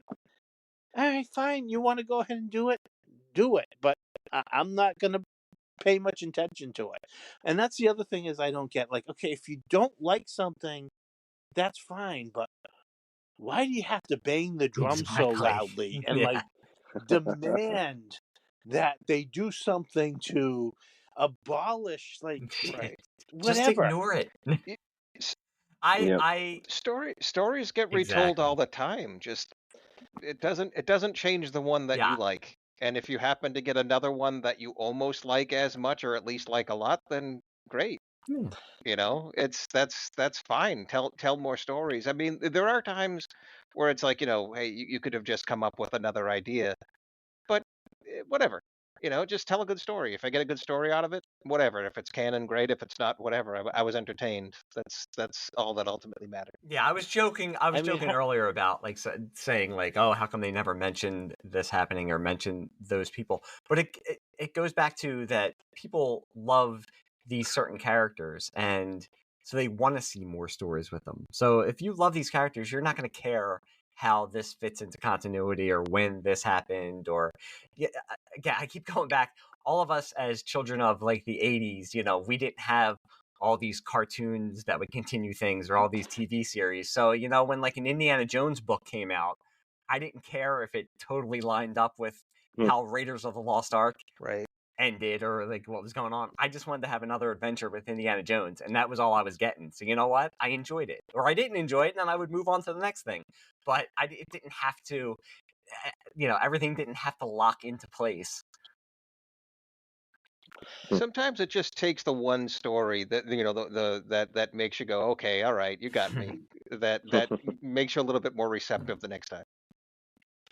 there's an issue of the original Marvel run that tells a story that contradicts stuff that happens in the movie. It's the story focuses on Wedge Antilles and how he and his co-pilot in their snow speeders were left behind on Hoth after the evacuation. And it tells, it actually has Wedge be one of Luke Skywalker's best friend on Tatooine. Hmm. There were people who loved the story because it was a fun adventure that focused on characters besides the main leads of Star Wars, and it is a God really good forbid. story. But then there are people who hate it because it's like, no, this didn't happen. We know Wedge made it off of Hoth. We know it. It's like, yeah, okay, that's fine. And yeah, you might have to do somersaults in your mind to make it work.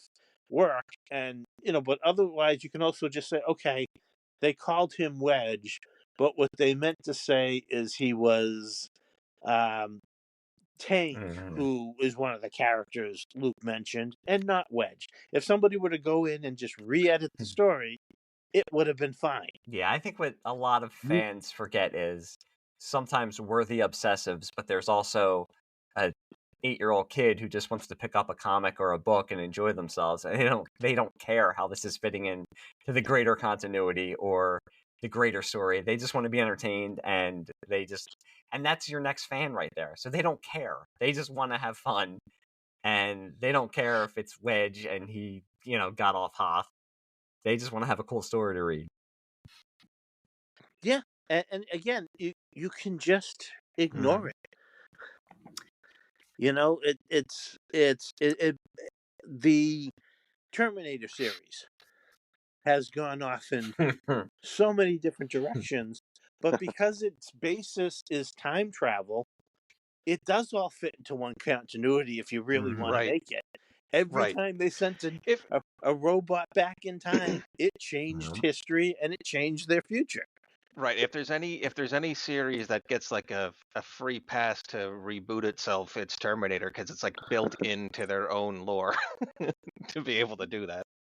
I mean, Terminator 2, which everybody loves, contradicts a lot of what we were told in Terminator. But Right. they're willing to ignore it because it's such a fun movie. Whereas if the movie isn't as good, like, say, one of the later sequels, then they'll nitpick the heck out of it and say why it doesn't fit in. But, like, well, you ignored it here where you liked it. Why don't you ignore it where you didn't like it? In So fact, just that's ignore the whole thing. right. And you know what? It seems to be, and I hate to be the old man blaming the YouTube, but we know that negativity gets more hits. Mhm. So, it's misery not only loves company, but companies are built upon misery, apparently. No, I mean, I think a good example are these issues, because I read them as somebody who isn't steeped in Star Trek lore and enjoyed them just as an adventure. And I bought the next issue. I bought issue 37 just because I wanted to see, okay, how did they restart this now that they had, reestablished the status quo, and enjoyed that too. I mean, I am kind of actually disappointed that I didn't give Star Trek a chance back then, because I think I would have enjoyed it. Maybe I'm enjoying it now because, I mean, I'm going to say this and laugh. I'm a little bit more mature and can enjoy it. But Yeah. yeah, I mean, I just came That's into how this I and feel, just though. That's exactly how I feel. I don't need to go back and then say, like, okay, now let me figure out how, this is fitting into here. I just enjoyed it as a good adventure. And yeah, I actually think I'm gonna look I'm gonna look to see if I can find more stuff, especially the DC stuff, because I've heard this when we started this show. We wanted to celebrate stuff that we all liked, but I also was excited to get into stuff that I really hadn't been exposed to, and this was something that I had always heard about, the DC Star Trek. And I'd seen like the Perez cover for the first one, and I just heard that it was really well written, and it was held in regard, especially as compared to the Marvel stuff that they did with Star Trek. I'm excited to actually go back and look into more of the DC Star Trek stuff, and I appreciate it not only as something as sci-fi and something that is related to Star Trek, but like I said, I appreciate it for what Len Wein is doing, where he's threading that needle. And it was a fun time. They did it with Star Wars also. They had a whole, I think with Star Wars it was a little bit different. They had a whole palette and universe they could play with, but you were also constrained and somehow had to fit it into this like little bit of a hole, because that there was other movies coming out. So, if you really did want to keep it within there, you were going to have to, it's just interesting to watch him try to jump through those hoops to make it all work. Well, let me recommend issue 46, which is a fun standalone issue where the crew goes on shore leave and all sorts of shenanigans happen, including McCoy having a skiing accident. Boy. And then recommend annual 1 and 2 that kind of bookend the original 5-year mission. Annual 1 tells the story of Kirk taking over command of the Enterprise from Pike. And Annual 2 shows the final mission of the original 5-year mission before they send home. And Pike is brought back in that one as he was left on Talos 4 at the end of the Menagerie two-parter. It's, again, a lot of fun for Star Trek fans. Whether it fits into canon or not, probably not. But they're fun stories that will, like I said, bookend the original 5-year mission. It's fun to read. It's a fun take on a classic TV show. Yeah, and I think that's sometimes just what that we're to loop back to everything we're talking about. I think sometimes that's just what people forget. It's like, just have fun with it. Turn off your brain sometimes and have fun with it. You don't have to do the mental gymnastics to make it all fit. Just have a good time with it. And that's what, like, honestly, that's what I did with these issues, and I had a great time reading them. Yeah, and again, check out the Mirror Universe saga, which takes place immediately, in the comic book continuity, immediately after Star Trek: The Search for Spock. It's one of the most more action-packed entries in the series. The story for me felt like one of the better Star Trek movies, or even episode arcs. It was really good. Everything felt like it worked. It felt just the right amount. And it felt like Star Trek, which I think is the most Exactly. important of all. I've read some great, Star Trek stories and other things that, like, yeah, it was fun, but it didn't feel like Star Trek. I think this does. Yeah, I know Peter David wrote a lot of the novels, and I haven't read any of them, but I know that he is well regarded as being able to,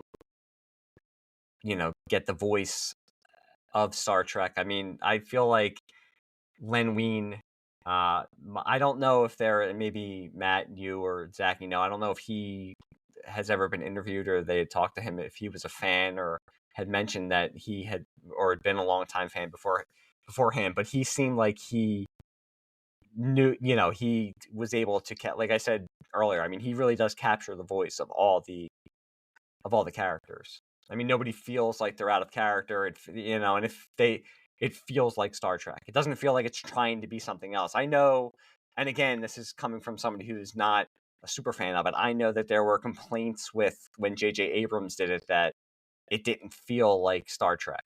And that's just me saying it, hearing it from other people.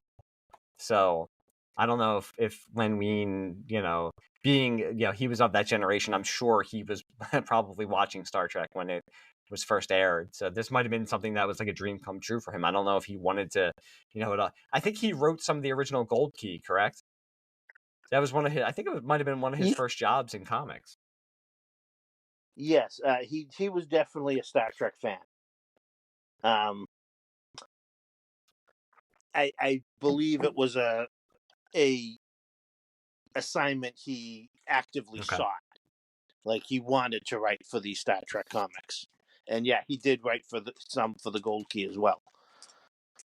Which, again, talking about Gold Key, some of those early Gold Key comics are so strange, so wonderful, but so non-Star Trek. Because famously the artist for the book lived in Italy and couldn't watch the show, and a lot of the materials that was sent to him to give him a guide of what to draw didn't fill in all the gaps. So he famously had drawn the Enterprise with, rocket thrust coming out of the warp nacelles, Scotty looking nothing like Scotty. Even some of the times the color schemes on the uniforms were completely off, and the phasers looked completely off brand. But again, it was so much fun. A lot of the kids reading it didn't care. They were just having fun reading the Star Trek. Some of the what do they call them, the power records, the book and record sets, they would show Uhura as a blonde Caucasian woman and Sulu as an African American man, because they didn't have the proper reference. But again, sometimes the story still felt like a Star Trek story, and if you just listen to the record and sit back and listen to an audio adventure, you wouldn't know the difference so much. have fun with it, enjoy, explore. I'm not saying for the sake of argument, blow a ton of money on the something you're not going to be sure about, but you can go to the back issue stands or online and find an issue or two here and there just to check out. And if you enjoy it, like as you found out you enjoyed it, you pick up another issue. And when you stop enjoying it, you stop picking up the issues. That makes what I have Okay. I actually have a complete run of the first Marvel series that takes place after the motion picture. And some of the biggest trouble, I guess, had to do with the licensing. They only licensed the motion picture. So they could only use stuff that was touched upon in the motion picture. They couldn't use anything or reference anything that happened during the original series. And I guess that really hamstrung them. But you just look at the cover of some of those issues, and it's going to boggle your mind. You're going to be like, now I got to read that. Now I got to check this out. A haunted house in outer space. Got to see what that's about. A little garden gnome is calling in an aerial attack on Spock and Kirk. Got to see what that's about. All right, now I know what I'm doing after we are done recording tonight. I'm going online and I'm looking for the prices of these issues. They're not expensive. I think the last two issues are a little difficult to find simply because at that point they were canceling the series, so the print run was a lot smaller. But it's not expensive stuff to collect. Okay. And I believe all of it has been collected somewhere. I think there is somebody that is publishing, and it's probably IDW because they have the license. They were publishing a series of graphic novels that reprinted everything in chronological order. So the stuff is out there to collect. And what a concept. Just go out there and read something and experience it just to have fun. I can't believe it. That's crazy talk. Reading comic books for fun? That's insane. What do you think I gave you all those comic books for? Fun? Well, like I said, this for me, this was fun. This was something that was a blank spot for me. And I'm glad. That's why I'm glad we did this. I'm glad we did this episode because it like seriously, it made me. I bought the next issue just to see. Well, I was like, okay, I want to see where this goes. And yeah, I predict that I'll probably be buying more. I don't know if this means I'll be like delving into. I'll be like binge watching the original series, but who knows, man? I mean, maybe I will. We'll see what happens. It's always nice to have those options, and especially when you're having one of those Saturdays and you look at all your streaming services and you're like, well, what do I even feel like watching? Well, you know what? Let me check out this episode of Star Trek. Why not? Let me check out this movie that, for whatever reason, I missed or I haven't seen in 20 years. Let me give that another look at. It's I can't confirm or deny that I went on Amazon to see how much the animated series collection was. How much was it? You know what? I don't. It was too much. It was too much for me. That was, in all honesty, that was something that I do remember watching as a kid, vaguely, like on like a random like Saturday afternoon on like a UHF channel. They were probably running Star Trek cartoons, and I you knew what it was just because every week it seems like it's just built into your memory. But I knew what it was, but I actually remember it as I was on vacation at the Jersey Shore. I think I would watch it like on a Saturday afternoon because I didn't feel like going out and going to the pool because it was too hot. So I was like, I'm just stay inside. Oh, look, a cartoon. Okay, this looks interesting. And yeah, and it was Star Trek. So maybe maybe for Christmas I'll my wife will ask me what that charge is from Amazon, and I'll be like, you know what, I had to buy the Star Trek cartoon collection. Yeah, it's research. That's right. It introduced Star Trek to a whole new fan group, and if anything, I believe the original Mego Star Trek figures were probably a big hit because of the animated series, more so than the original TV series. Because, kids watching that cartoon were probably like, oh, yeah, let me go buy these toys that tie in with that. Because those figures came out in the 70s during the period that the cartoon was on. Well, I think that I think that I can agree that I am going to be spending a lot more money on Star Trek products, and I did not think that was going to be happening a couple weeks ago. But yeah, this was enjoyable. I really enjoyed uh, getting into these getting into like I said, I enjoyed the story, and I just also enjoyed taking the deep dive into how they had to, what was going on behind the scenes with the movie coming out, and how they were trying to make this fit into continuity and all that kind of stuff. It's fascinating because nowadays it feels like back then it was still kind of the wild wild west, where they were still trying to figure out how they were going to handle these big IPs, whereas nowadays it seems like especially we see somebody like Marvel and stuff like that with their movies, and Star Wars is getting there with, keeping everything in continuity and trying to make everything fit. So, and it was fascinating because it was, they still kind of didn't know this was new ground for creators back then. So it was very interesting. And it gave something for Star Trek fans to look forward to month during a period where all they could do was anticipate the next motion Yeah, picture. and this was kind of like we said, this was right before the Next Generation was coming out, so it was kind of right before a revitalization, I would think. For Star Trek, because that was kind of how I was introduced to it, because when Next Generation came out, my brother got into it, and that's how I like Star Trek really came onto my radar, was through my younger brother watching it. It was usually me introducing him to stuff. So it was, and not that I totally got into it, but I just knew more about it because he was such a fan of it that, and it was such a big hit then, that I feel like it brought Star Trek a little bit more back into the consciousness. I don't think Star Trek was ever more popular than it was around, I think, season 4 of The Next Generation.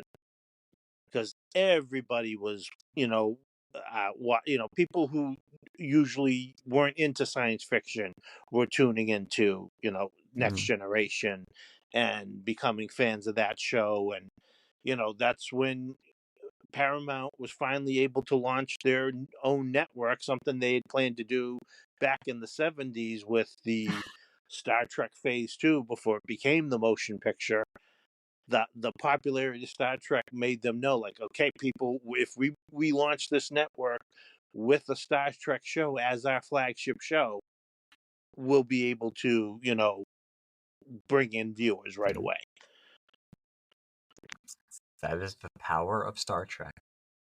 Well, this was an enjoyable episode, and I want to thank our guest, Zaki. Even though he beamed in a little late, I keep using the cliches. I know it's terrible. Thanks for having me. No, Really. thank you. I said it before, but you're and I, we wanted to mention the MovieFilm podcast. You and Brian. It's one of the podcasts that when I first started listening to podcasts, that I was drawn to, and also, when I wanted to start a podcast, you guys, we talked about it. We try to be positive on here, and you guys are one of the podcasts that are out there that it's always fun to listen to, but you are always positive about stuff, and yeah, it's just a podcast that I I try to emulate your guys' attitude and just the way that your outlook and everything like that. So I really wanted to thank you for coming on. Thank you so much. Wow, that really means a lot to me. And on the subject of Star Trek, I figure your listeners might be interested that my other show, the Nostalgia Theater, I've done commentary tracks on all of the original series films with my friend Glenn Greenberg, who is a Star Trek novelist. He wrote Star Trek comics for Marvel, and we had a blast talking through all of those. We also did a commentary track. So we did the Where No Man Has Gone Before, the the second pilot, the first one with Captain Kirk, and then we did all 6 TOS movies. And on that show, I've also had Ronald D. Moore and Brandon Braga, and we've had some great Star Trek conversations with listeners of this episode might be interested in checking out. That's the Nostalgia Theater show. Yep. Everybody who is listening, go out and listen to the Nostalgia Theater show and also to the Movie Film Podcast. I mean, if you're listening to this show, then you will enjoy that show, and I'm sure that people who are listening to this have already heard of that show and have listened to that show. But yes, thank you again. I'm sure we will ask you to come on again for. Oh, I'd love that. That'd be I'd great. love it. And again, I'll probably be showing up at your house sometime in June at your front door. So Come on over. just be ready for that. Absolutely. Matt and Todd, you probably have a TV movie rewind that is going to be coming out soon, I would assume. Yeah, we'll be recording a new one tomorrow, which we will be dedicating to our recently departed grandmother. Died at 96 years old. She was a strong woman right to the end. She was a huge fan of Agatha Christie and Sherlock Holmes.